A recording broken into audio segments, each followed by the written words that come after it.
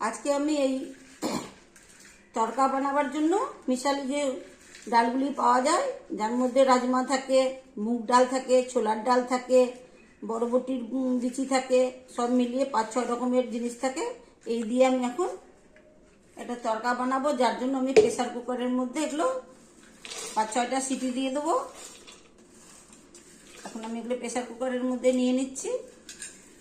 এই রাজমা খেতে খুবই ভালো লাগে, রুটি দিয়ে খেতে খুবই ভালো লাগে।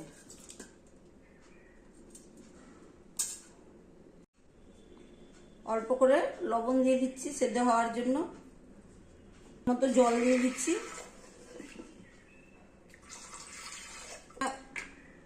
গোটা গোটা রসুন নিয়ে নিয়েছি, এই ফুটিগুলো এগুলোর মধ্যে ছেড়ে দিচ্ছি। এই জলটা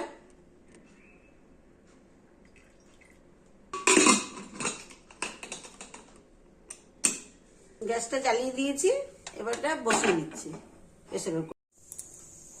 বন্ধুরা, একদিকে রাজমাগুলো সেদ্ধ করতে বসিয়ে দিয়েছি, হয়ে এসছে সেদ্ধ। এখন কড়াই গরম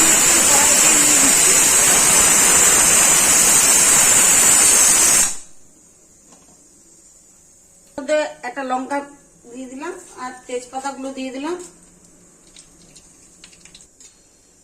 এখন আমি পেঁয়াজগুলি ছেড়ে দিচ্ছি।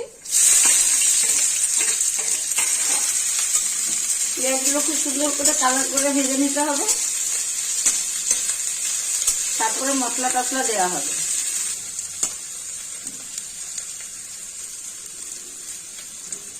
আস্তে আস্তে হোক সেদ্ধ। সামান্য লবণ দেবো, যে রাজমার মধ্যে ডালগুলো যে সেদ্ধ করতে দিয়েছি ওগুলোর মধ্যে লবণ দিয়েছি, যার কারণে এখানে অল্প লবণ দিলাম, নাহলে বেশি লবণ হয়ে যাবে। আর বেশি লবণ হয়ে গেলে পরে খেতে তরকাটা ভালো লাগবে না।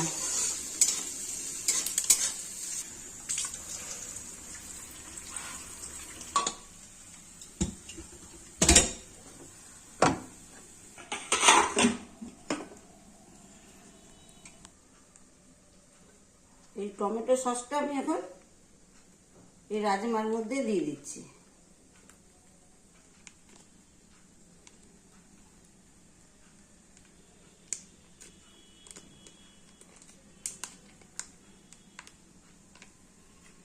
জিরে বাটা, ধনে বাটা, লঙ্কা বাটা, আদা বাটা এগুলো সব পিষে নিয়েছি।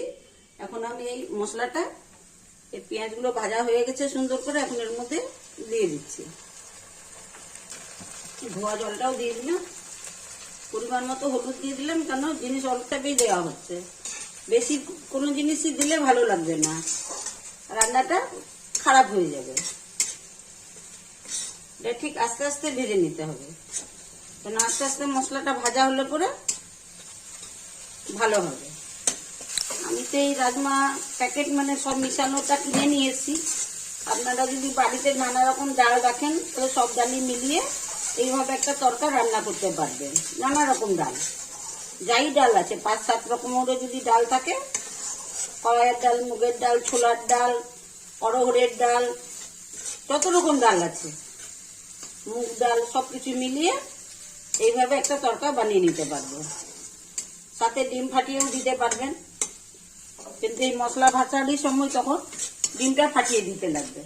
আর আমি তো ভাবছি এখন ডিমটা দেবো না, কালকে মাংস বানানো হয়েছিল, তার গ্রেভিটাও একটু কিছুটা আমি তুলে রেখেছিলাম, রান্না করার পরে পরে ওটাই আমি দেবো।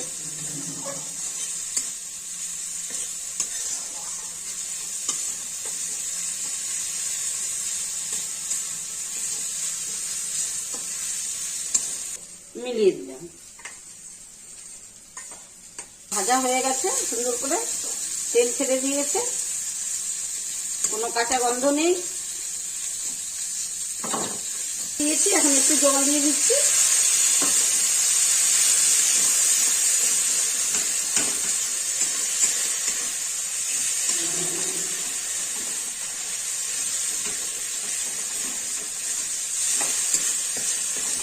রসুন বাটাটা পরে দিলে পরে কি হয়, সেটা খেতে খুব টেস্টি হয়, সেন্টেড হয়। আর আগে থেকে দিয়ে দিলে পরে ওর সেন্টটা থাকে না।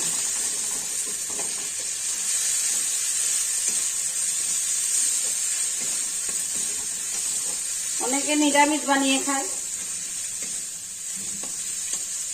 পেঁয়াজ রসুন কিছুই দেয় না ওর মধ্যে, ওটাও বড্ড ভালো লাগে খেতে।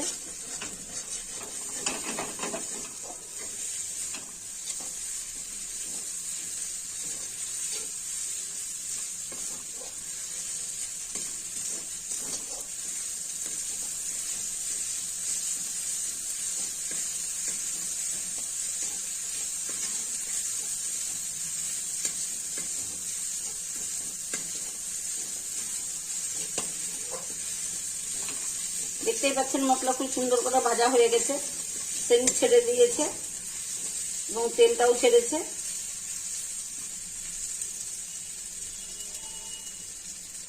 এবার আমি রাজমাগুলো ছেড়ে দিলাম।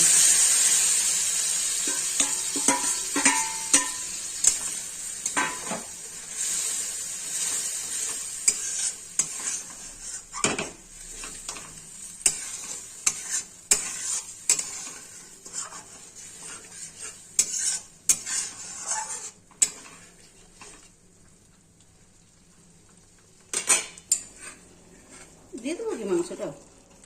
এবার আমি মাংসের গ্রেভিটা দিয়ে দিচ্ছি তরকার মধ্যে। এটা কালকে তুলে রেখেছিলাম,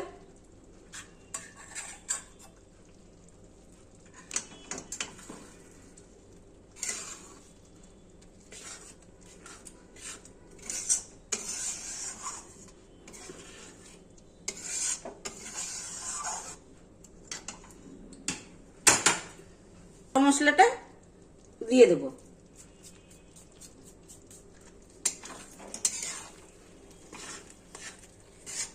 এইভাবে একবার বানিয়ে খাবেন, খুব ভালো লাগবে খেতে। তাহলেই বুঝবেন যে সত্যি আমি ভালো বললাম কি খারাপ বললাম। যাই হোক, আমার রান্নাটা হয়ে গেছে, তরকারিটা বানানো হয়ে গেছে তরকারি। এখন আমি এটা নামিয়ে দিচ্ছি।